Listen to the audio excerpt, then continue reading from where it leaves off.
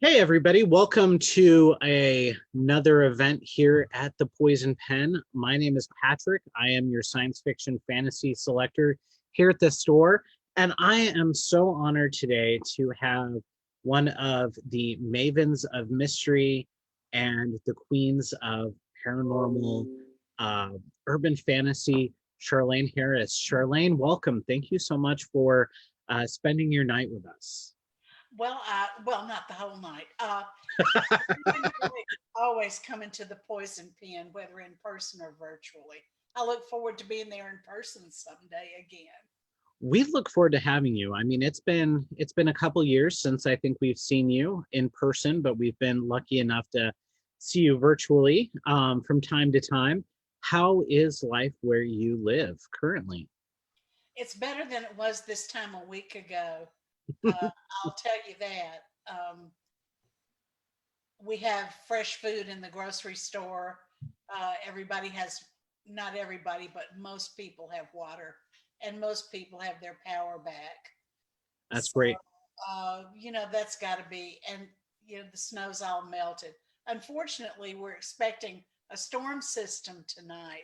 So if you hear an ominous rumble in the background, it's thunder.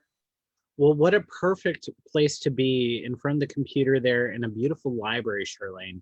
That is an absolutely gorgeous place to be. I could think of no better place to be on a stormy night. Yeah, I agree. One of the reasons I bought this, well, we bought this house was because it had an office in it for me, and then my husband's is upstairs and at the other end of the house. Yes, which is the optimum situation. So, one of the questions a lot of our um, readers like to know is what was life like before you were a New York Times bestselling writer? Can you tell us a little bit about your life before and maybe a little bit after writing success? Struggling writers are all struggling. That's And I got so tired of when I would call bookstores and I would have to explain who I was. Oh yeah, I've written a few mysteries, la la la la.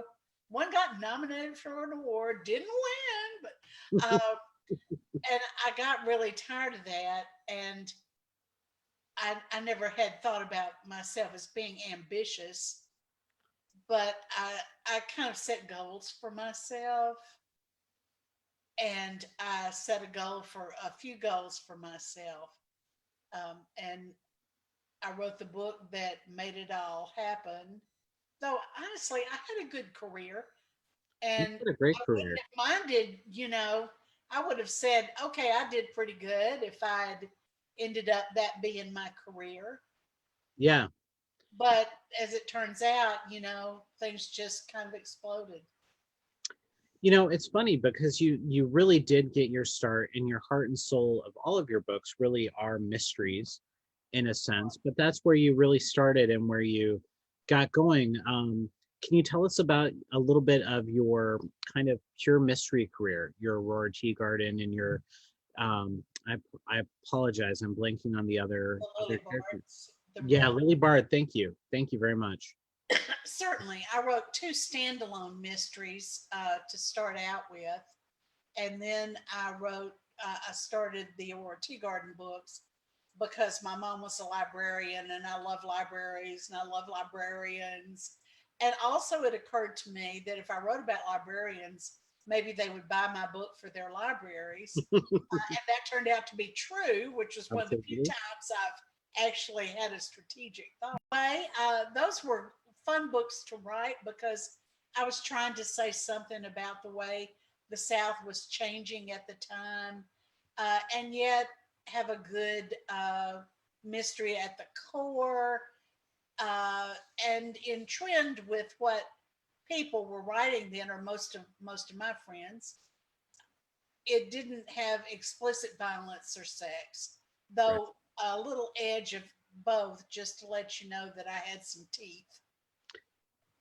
And then the or Lily Bard books were much edgier, much harder edged, and contained quite a lot of violence. Um, and they were like they were a way of talking about something people didn't really want to talk about then. Right. And what was really interesting is that I was introduced to you coming from working in a library since I was 16 years old. I love books. Of course, every librarian was talking about the Aurora Tea Garden series, and that was one of the all-time favorites among a lot of the librarians. So that's how I was introduced to you. And then a few years down the road, in comes Sookie Stackhouse, and this is the series. This is a series that really you changed the game in urban fantasy, and it was fascinating to see because all of a sudden Sookie just sort of explodes from the pages, and you've changed the landscape of urban fantasy forever with that series. What does that feel like, knowing that you were the game changer? Well, I don't sit around and say, I am big stuff. Major. You know, We can say that though. I'll certainly have ego moments.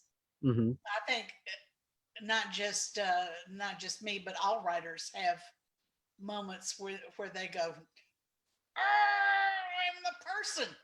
Uh,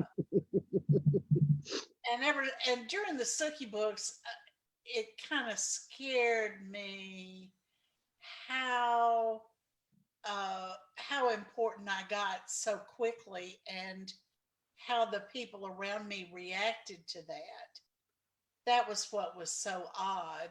Um, but remained myself, and having three kids almost all through all that period really kept me anchored because they weren't about to let me be important. That's important. You got to have family that keeps you grounded. You've got to have those people around you, because I think the authors who allow maybe a little bit of the notoriety of what they wrote and what they're doing allowed it to kind of get to their head a little bit. It changes them for the fans, and you've never changed yourself for your fans. You've always been one Uh, of the most approachable writers that I have ever known. thank, Um, thank you. and but it is true that you changed that landscape, and not only that, you developed, essentially right now you have, well, you have two, well, one successful series still concurrently being filmed, and you've had two successful series that have now since ended, Midnight Texas and True Blood. And you were the creator of those. What was that, in terms of that portion of your career? What was that like? What was, being the creator and the genesis of three great television shows? Your Aurora Tea Garden is the other one that I'm thinking of, with Hallmark, right? Is the producer on that one? Movie and mystery. Uh, Yeah. and those have extended long past the books. Theoretically, there was going to be one for each book, but they kind of, have gone into their own territory, and they're not really based on any of my books anymore, uh, which necessitated a lot of changing of what happened to Aurora during the course of uh, the movies, because movie Aurora is still a virgin, and my Aurora has had a baby. So there was just a lot of difference. Tailor it to the Hallmark demographic, and because they were so pleased with the ratings, they wanted to extend the movies longer. To which I say, yes, thank you. Midnight Texas was wonderful fun, and I was very welcome on the set and had more interaction with the actors than I had ever had before. And I still am dismayed that it only lasted 2 seasons. I thought it was really good, and I was, real gung ho about it, and I promoted it personally, which, I never thought I would do. True Blood, of course, was the game changer because that was my first experience. I'd never met an actor. I had never been on a television set. I'd certainly never done a red carpet. My name had never been in Variety. It was just a zoo, and it was really hard some days for me to stay balanced, uh, inside and outside. Well, and especially I'm sure that that interrupted a little bit of your writing process as well, where you were used to maybe writing day in and day out. We hear a lot of complaints about from different fans of, oh, why hasn't this? If a show becomes really popular, I'm still waiting for that next book. I'm still waiting for something to come out. But it seems like when it comes out to television, when you get it out into the media field, it saps a lot of your time. It does. The business of being you takes up more time than being the writer. Right. uh, and it becomes a lot of business decisions, a lot of uh, people who need a little more of your time, and that can be very exhausting. Yeah, absolutely. So what was your favorite part about being within the part of these television shows? Was it getting to meet with the people one on one? Was it interacting with the fans and seeing how they were reacting with the world? Was it the red carpet events where you'd be able to get dressed up and kind of have a night out? you know Getting dressed up is not my big thing, uh, and I didn't know I was going to have to do the red carpet until I got out of the limo. There were so many Hollywood rules I didn't know. I mean, it wasn't time. We got there a little too early, so we had to keep circling the block, me and my family in the limo, until it was time for us to get there. And then Right. we thought, are we ever going to get out of this car? Anyway, we finally got out, and I had a handler, which I'd never had before. Someone designated to steer me through this. And I was about to go in with my family, and she says, "Oh no, you have to do the red carpet." And I was going, "Well, I want to tell you exactly what I said," but I said, "Oh, okay." And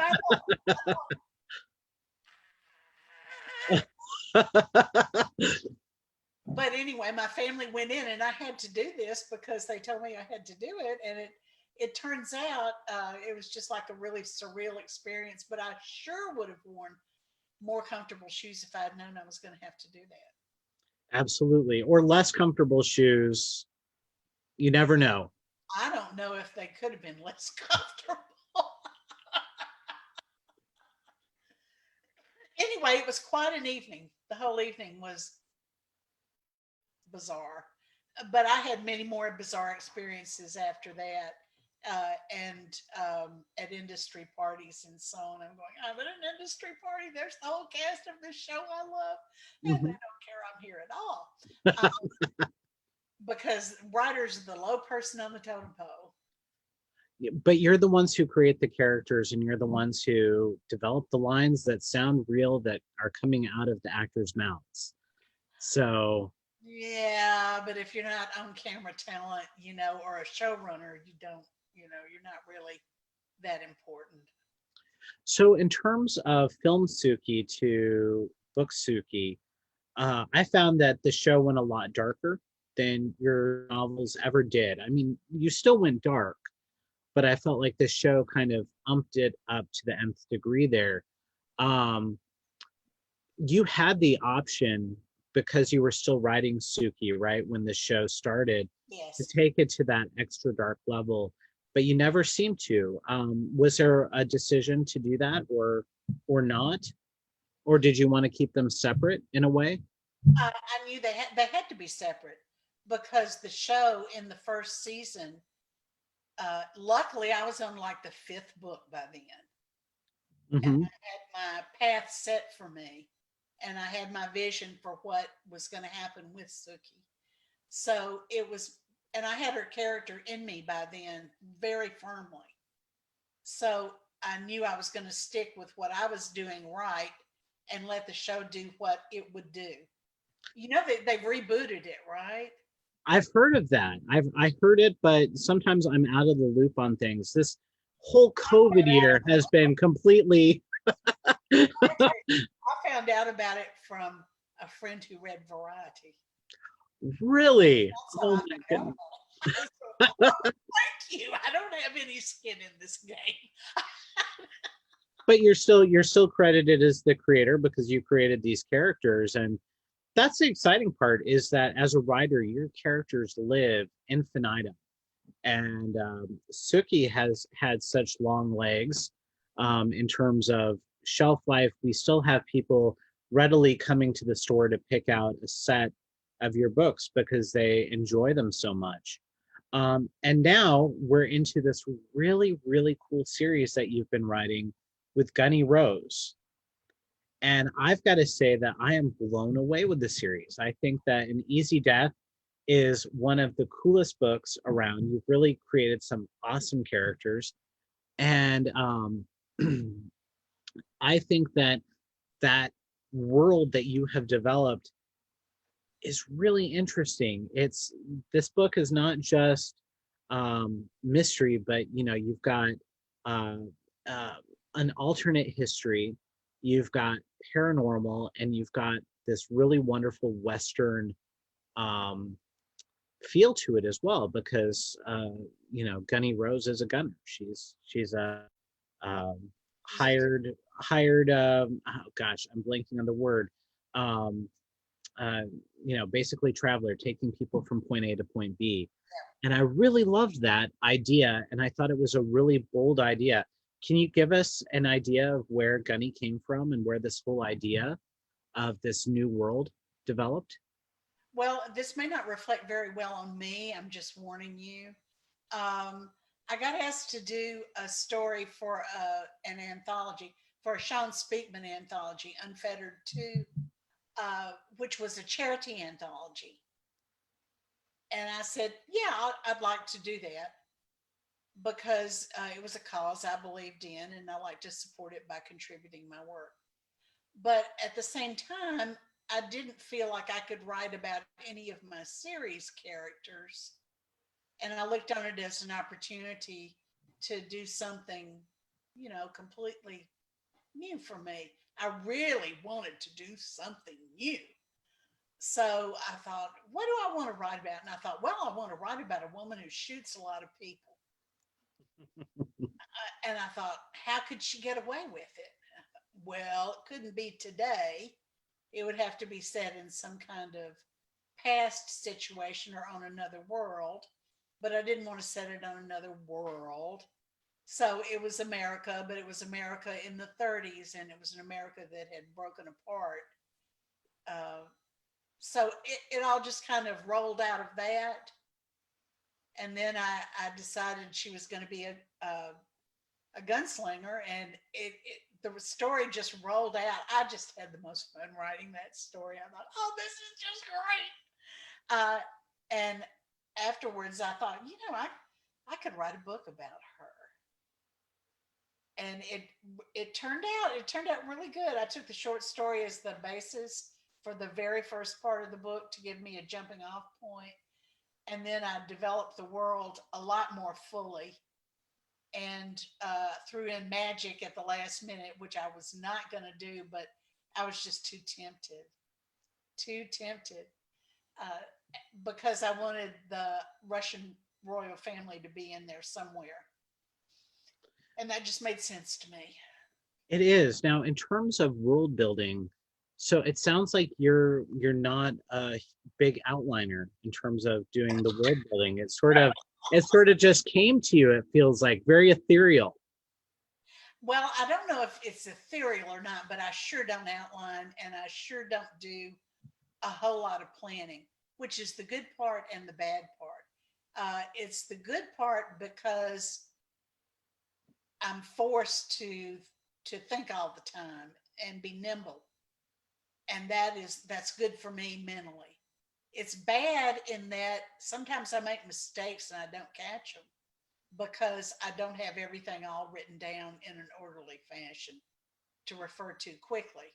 So I have to rely more on editors and proofreaders than I ought to.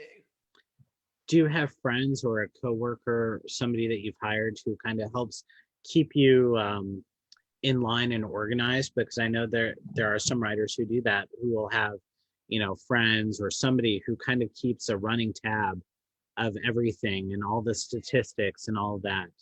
I have a friend who writes down all the facts in the books. Now she has them in a file, but you have to actually open the file to out what's in. And sometimes I don't do that. I do have two really good friends who read the books, but not for internal factual content.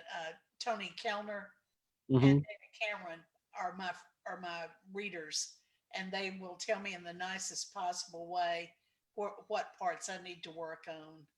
And That's good, and they get the added benefit of getting to read your books first, well, and yeah, they can say things like, "This is going to be a really good book."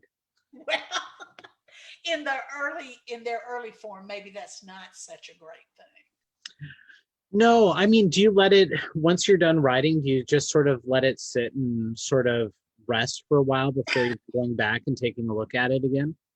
That would be ideal if I let myself have enough time. It really does help to let it just sit and then go back and you see it so much more freshly with such clear vision. Yeah. But you're on a contract of about a book a year, so that keeps you pretty busy from, you know, Yes, and I'm the so entire, slow. I'm such a slow writer. I'm not one of these people who say, "Well, I knocked out 9,000 words today," you know. I, And COVID has just made me super slow. My brain is just like a sloth. but what I really love about this series is that, to me, it reminds me a lot of reading like a Louis L'Amour or an Elmore Leonard, where you're very sparse in terms of your description and everything, but everything's there for a purpose. Um, and so it's really refreshing to read a book that's almost written like, it's very modern in terms of how you've set it up and the way you write, but it has those real elements of kind of that classic Western. Well, thank you. I appreciate that. Um, was that was that an intent, or was that just something that maybe as me as a reader just ended up picking up? It wasn't intent, but I wanted to write it more action driven Hmm. than my other books and less descriptive because that just wasn't the way I saw her world, and I'm seeing it through her eyes, and that's the way her world is. It's a fascinating take in terms of uh, carving out the United States, and the fact that we have New America sort of in the middle, and then we have Russia, or, you know, Tsarist Russia really controlling the western coast of the United States. We have that Dixie line of this old South, and then what we call New England, and along there it's Britannia. So you've really carved out the United States in terms of um, what it would look like culturally, perhaps. Um, can you describe a little bit, as Gunny Rose goes through the United States and is discovering these different cultures, what makes this world so different? I think there's no homogenous. Okay, I can't even say that word. It's not homogenized. I mean, now in America, we pay lip service to all being the same people, but this is in an America where people have just given that up. Hmm. We're not Americans. We're Britannians. We're Dixie, or we're the Holy Russian Empire. Though that's a little less engraved, as you can imagine. That's Right. artificial country as of now. Though the Russians are really digging in, and Texoma is the Wild West, basically. Exactly. And New America is the Great Plains, and uh, it's a little bit. It's more like the West as it was being settled. Right. So they all have their own different personalities, and they're they don't want to be part of anything else. They're very they're developing their own identities and they don't really want to join. uh, I got some criticism on the second book, A Longer Fall, because people said, well, this is just terrible. There's still slavery in this book. And I said, well, no, there isn't. There isn't slavery per se. There's economic slavery, Right. which is almost as horrible as um, actually legally owning another person. Uh, Hmm. and people said, "Oh, it just wasn't like that." I thought, "Well, yes, it was." I mean, I was born in the '50s, and it was still it was still really like that. What can I say? I grew up there. Yeah, my mom grew up in the South Louisiana. She was born in the late 40s, and some of the things that she would tell us about, going to the park and the fact that there was, um, water fountains reserved for Oh African Americans and for whites, and she said it was still super prevalent down there, and then later on they moved to Colorado, and it was a completely different world because they didn't have as much of the segregation, or it wasn't as blatant as it was in the South. Um, so what I really like about Gunny Rose, I mean, Texahoma, I can yeah, never Texoma, there we go. I always want to add something in there. I want to add in the kind of Oklahoma sort of feel. I mean, we often joke about the fact that Texas is its own country in a way. Um, and same with, you go to Oklahoma. So it sort of makes sense that that would be its own sort of carved out section of the United States. And I thought that that was really clever. Um, and I like the fact that, Gunny is able to be, because of where she comes from, she's able to be such a strong, independent woman. And that's really cool. And so it allows her some of the ability to travel around and do things that other women in other parts of the country wouldn't be allowed to do. right. So, um, in terms of the Russian cage, can you tell us a little bit about where Gunny's been and a little bit of where she's going within this book? Gunny's had a long recovery before the opening of this book from some severe wounds she's had, not only physically but emotionally, and she's resigning herself to a life that isn't as colorful as the life she'd gotten a glimpse of in A Longer Fall. So she's looking for another crew since, terribly, the crew she signs up with all end up dead except for her. Mhm. I'm thinking she's going to have an even harder time to find another crew since she's outlived two of them.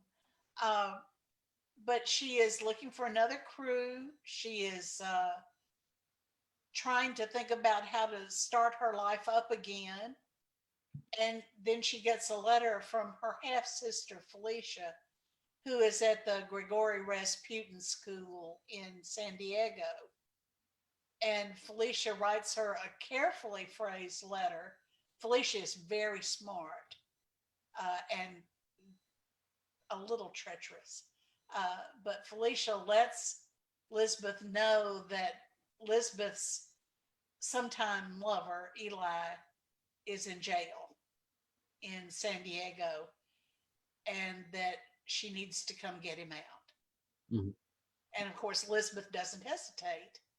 That as soon as she can plan out her route to take the various trains to get to San Diego, she's going. She's That's a, ready. that is so cool. And I've read the first few chapters. Your publisher was kind enough to send me an e-galley this morning, so I was able to get through a little bit of it. And you ratchet up that action really, really quickly. This is a book that does not sit on its laurels, um, and uh, that's part of the the fun of the series. I really can't wait to finish it and see what ends up happening and how it all rolls around. And it's actually better, in my opinion, as an interviewer or moderator, that I don't finish the book because I've spoiled it more than once by mistake.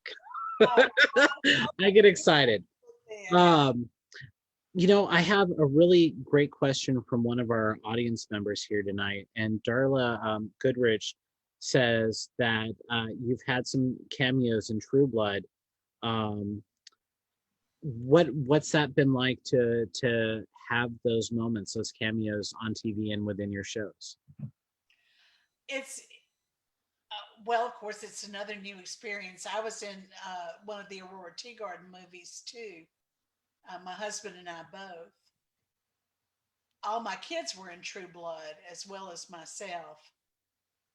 I wasn't in Midnight Texas, and I regret that now. I think if there had been another chance, another season, I would have been in. It's fun to do something you don't normally do, as long as you kind of limit it to one day. Mm-hmm. Because the thing about working in front of the cameras, you have to do the same damn thing over and over and over and over 30 times, 40 times. And you just want to say, that was good enough. But And move on. the director may not see it that way, and you're stuck doing it forever. So to me, that's just a terrible job. We asked Diana Gabaldon the same thing because she made a cameo in Outlander. I think it was season 1 or 2, and she said the best part about it was, getting put up into the outfit, the dress and makeup. She said that was probably one of her favorite parts of doing that. And I apologize, audience. Sorry, I'm looking at my phone because I'm also moderating the questions. So if you've seen me look down, it's because I've been playing with my phone to try to get to the event page, which keeps on freezing up on me. Um, I also had a really nice comment from one of our watchers tonight who knows you personally. And she says one of the things that she really loves about you is the fact that even as you're building this future, you never miss time for your children, and that was really, really important to you. So she just wanted to give you a shout out on that, and thought that that's that's one of your shining moments. That is possibly my child.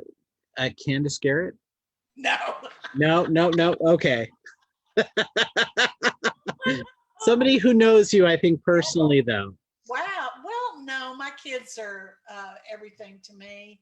My husband and my kids and my grandchildren. I have two grandchildren, um, and they're just everything. More Uh, important. And the best thing about being a grandparent is you get to spoil your children or your grandchildren like you couldn't your children, right? You get a Probably did a pretty good job with my children. I'm not so much on spoiling them with letting them get away with things. I don't believe in that, uh, because that's spoiling their character. I don't mind giving them maybe over the top gifts. oh yeah. Well, I was always going to say a lot of chocolate and puppies, right? Well, my um, husband's allergic to both those things, but he oh, gets no. lots of other stuff. Well, every now and again we get to see your little puppers in the background. She pops in back and forth. Yeah, So that's fun. they're rescues. Melissa Peltier wants to know, who are your female role models?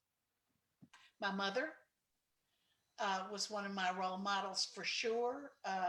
She was a marvelous, marvelous woman, and I I'm just so happy when I think that she would approve of what I'm doing and how I turned out. And likewise, I'm pretty cast down when I feel like I've done something she wouldn't like.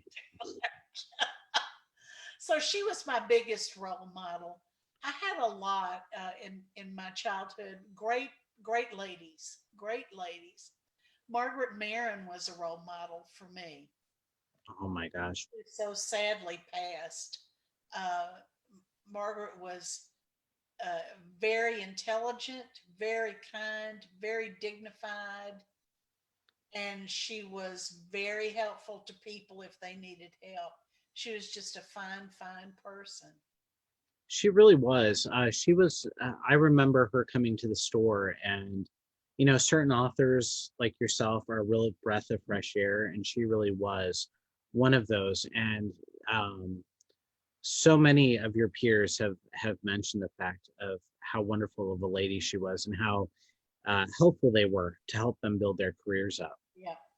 Yeah. And, her books may be hard to come by, but I do have to make a shout out for those people who are so interested. Um, find them wherever you can, because they really are great mysteries, and really good. She did really good character, and she did really great sense of place. Yes. That's one of the things I really liked about Margaret Maron's books. Um, so many people here want to say that this series means so much to them, all of the series that you've done, because you've um, given them so much joy, and it's really exciting to see. Shelley Davis said she just wanted to tell you how many times you've taken her away from where she was physically, and where she wanted to go, and how much joy this series is, all of your books have given her. Um, so just so much fun. One of the questions that somebody wanted to know is, so you've got obviously these incredible women in your life, but where do your characters come from? Where do they live? Where do they, and maybe, are you, They live in here, which should make you a little uneasy, I guess. Uh, my brain is just really busy, and they're all in there. Is to me assuming a new protagonist, and I almost always write from the first person. Not not with every book, but most books. It's I guess in a way it's like acting. You figure out the person and you step inside them when you're writing them, mm-hmm. so you can be them. You can be their character and consistently react as that personality would react rather than yourself. That's a real challenge to get. How do you get into that character's mind frame? Does it just sort of come naturally, or do you have to stop and really think about, okay, if I were this person and I were in this situation, where would I go? You have to get to know them so well internally that you don't have to think about what they would do. You just do it on the page. You know what they would do, and you follow that. You just follow that. And if you feel like you've done something that doesn't feel right, Hmm. you have to stop and really think hard about it and then rewrite it. So in terms of that, Gunny has become a little bit of a different person as the series has gone on. I mean, any good character is going to grow and change. Where do you see Gunny's growth coming from? It's coming from her exposure to Eli for the most part, and her exposure to not only him but his partner Hmm. in the first book, who died in a Yeah. particularly awful way, uh, because she's seeing ideas and a culture that she's never seen before, and she's never seen magic up close before. She's never gotten close to anyone who practiced magic. She has a big grudge against people who practice magic, and she's interested in that world and comes to respect some of the people in it also. it's it's an exciting world, because that magic, at first is pretty low level hum, and then you sort of build it up. As a big fantasy reader on my end, I'm always fascinated with the ideas of building in magic within a world. How did you come up with the ideas and the rules behind what you've created, um, so that it isn't, that Superman effect where it's just too powerful and too much of an easy solution?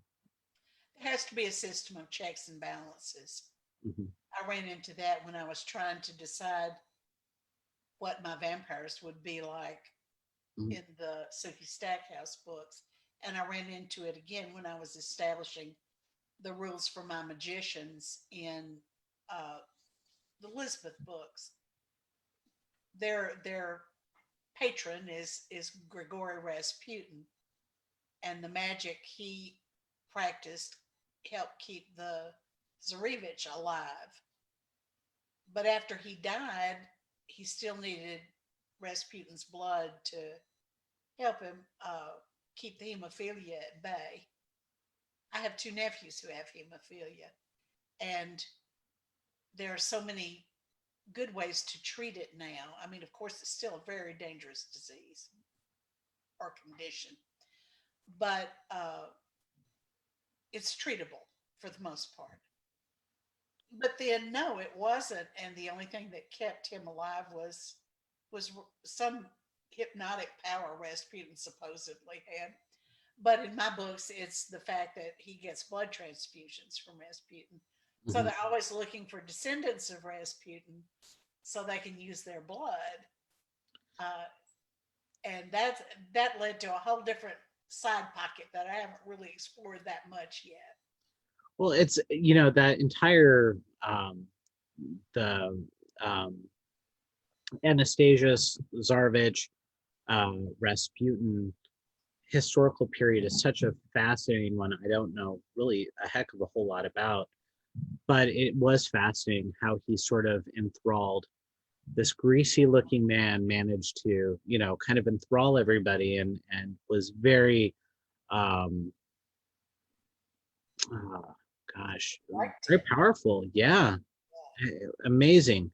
So I was, I was thinking to myself, well, at least, with Rasputin, there's something good that's coming from it. We need to include him in there. Um, so where are you going from here? I know that Russian Cage just came out. Inevitably, people forget that you're probably neck deep in book two or three books ahead, maybe. No, Um, I'm not as deep. I should be over halfway through the next book, and I'm not by a long shot because I have COVID head so bad. I'm oh, just so slow, and I just can't keep my concentration up. But I've got to. The next book is from Felicia's point of view, not from Lisbeth's. So it'll be a little bit different. But Felicia is such an interesting person that I thought it would be fun to take her out for a test spin. that is a lot of fun, and I can see where that works out really, really well because she's a great character in the Russian Cage. And for those readers who haven't had the chance to pick up your book and read it, she's a delight in terms of a character. She's really meaty, um, which I really enjoy. So that'll be fun. Is that a way that you keep yourself fresh within a series, so that you just don't keep yourself locked? I have to change things around. My career is one long attempt to keep myself from being bored. I really, really have to change things. I can't write the same plot or character over and over again. For you, is writing a compulsion? Um, Yeah. yeah. Uh, One of our dear friends of the store and writer, Francine Matthews, she says she has to read, or she has to write, or she'll dream. And, her dreams get really, Yes. really vivid unless she's putting things onto paper. And then it's really hard for her to sleep. So that's one of the reasons why she writes, is to get a good night's sleep. I totally agree with that. If my dreams get really vivid, I know I haven't been writing enough. Hmm. It's that subconscious telling you where to go and what to do next. Um, so this is great. So, is there any Hollywood buzz or anything like that with the Gunny Rose series? Anything you Yeah, can talk about?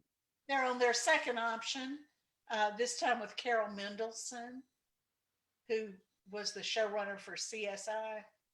Nice. So we'll see. The first option came to nothing, but we'll see if this one is more productive, and I certainly hope so. This sounds very promising to me. And the Harper Connolly books have been optioned by a Canadian company, and they have a writer and a showrunner attached now. So I'm hoping that'll move forward. Kelly Wright wants to know how many of the Gunny Rose books do you think you'll write, or do you have any idea yet? Well, I know I'm going to write 4 and 5. I've started 4 and I've got a contract for 5. So I'll write that many for sure. And after that, guys, it really depends on you voting with your checkbook. That's true. That's true. And one of the great parts about, independent bookstores and things like the Poison Pen, we're a New York Times reporting bookstore.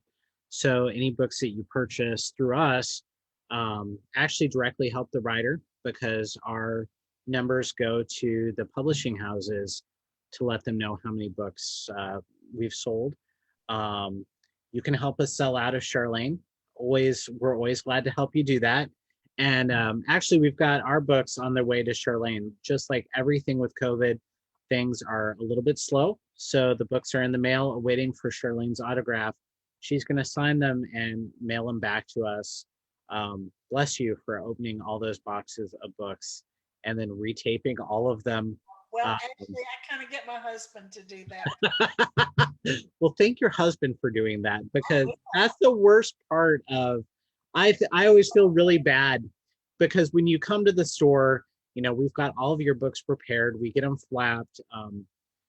Just for the process of those of you who haven't been in the back room of an author signing, what we do is we stack up all the books and then you pre-flap them up to the title page to get the book signed. And then it's like an assembly line. You have 2 or 3 people feeding the books, so that makes it a lot easier. And then the benefit of you coming is, of course, we can get books personalized, which unfortunately we can't when we're doing something like this.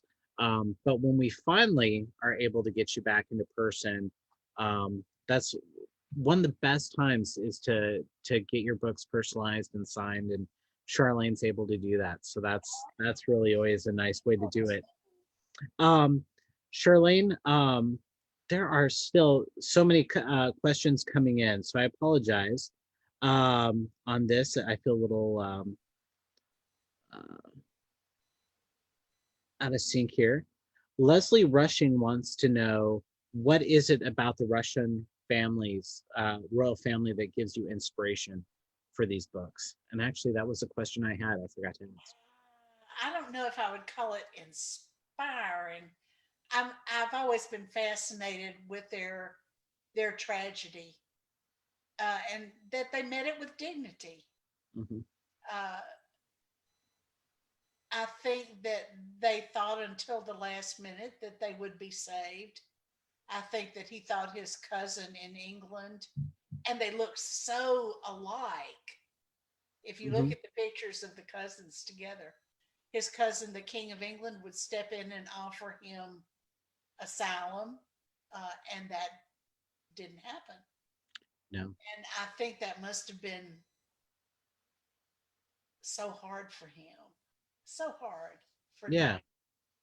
And then to know that his children, to know that your children are going to die, that's terrible. That's That the worst part of it, I think. that is so sad.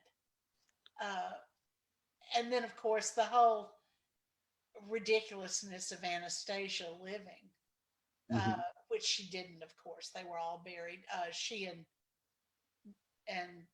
Alexei were buried in a different spot. Well, buried, thrown into a pit. Uh, Yeah. and to me, that's just such an interesting thing. And not only that, but the fact that in Russia now there's a huge Romanov cult. Mhm. It's just a big thing with monuments to them, and big church services, and I'm just going, that's just weird. Yeah, yeah. And it was one of those things where in a way it was a heartbreaking story, but in another way it was, the Russian Revolution at its most violent. Yeah. Um, but it would be fascinating to think what would happen if they had lived, right? What would Oh, have I happened? think they lived. Um, a couple people want to know, where would you have liked to have seen Midnight Texas end? Did you have an idea of where you would like to see it have gone, or what direction you might want to have seen it? The books you're talking? I think I think our question from Debbie Duvall is more along the lines of the show. Where would you have liked to have seen it go? Uh, oh, I have no idea what they would have done. They had done some weird but fun things with the show by the time it didn't get renewed for the third season.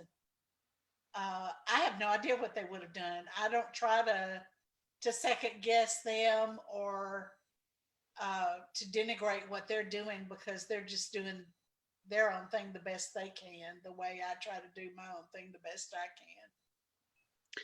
We had a young adult writer who came in who was actually one of the head writers for the show Arrow, and she was talking a little bit about the process of writing for television. And they're constantly rewriting as they're shooting the scripts, and they only have, gosh, 4 or 5 days sometimes to write an entire script to Gosh. prep up for the next one. So they're constantly writing. Did you experience that same sort of pressure writing some of the shows for the television series? Oh, I don't write any of the shows. Oh, you haven't? Okay.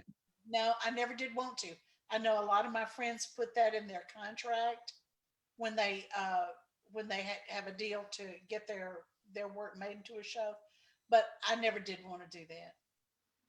Yeah, it sounds like a challenge and a little bit of a different sort of idea because you're writing in community rather than solo. It's completely collaborative, and I've collaborated a few times, and Chris Golden and I had a really good time doing our graphic novels. Oh, those were But great. Chris is so easy to work with. He's just such a class act. But graphic novels were hard for me, and I don't even want to think about how much I would have to adapt to writing a script. I just didn't feel called to do it. Right. And if you don't feel called to do it, then you shouldn't do it. Right. Um, Charlene, before we go, we're probably getting close to time, and probably people are getting squirrely and want to have dinner or getting close to bed, depending on where you live in the country. Um, what words would you give to aspiring writers out there who love your books? Um, Anything that you would like to share with them? This is a difficult question, and I answer it all the time, but it never gets easier. If you are going to be a real writer, finish what you write. Don't don't jump from idea to idea uh, because the grass seems greener with the next plot. Pick a plot and finish it. You really are never going to be a writer unless you can finish. You're absolutely true. Um, and I think that, a plot can be fixed, a voice can be adjusted, but if you haven't finished the book, you can't do either of those things, Yeah, can you? you'll never have anything you can present. Well, this is exciting, Charlene. Congratulations on the Russian Cage. Oh, thank you. Um, I, I love your books, and we love you. We miss seeing you. We miss seeing you here in person. And for everybody who's been watching tonight, thank you so much. You've been really interactive, giving great questions. And as a bookstore, we wouldn't be here without you, and Charlene wouldn't be here without you. So thank you all so much. Ooh. Well, thank you for inviting me, Patrick. I had a great time. You're so welcome, Charlene. Have a wonderful night. Stay safe in the storm. Hopefully, it's a good thunderstorm where you can curl up with some tea and a good book. And we'll talk to you. We'll talk to you soon. Okay, And wonderful. Thank you, audience, have a great night. Thank you so much. everybody.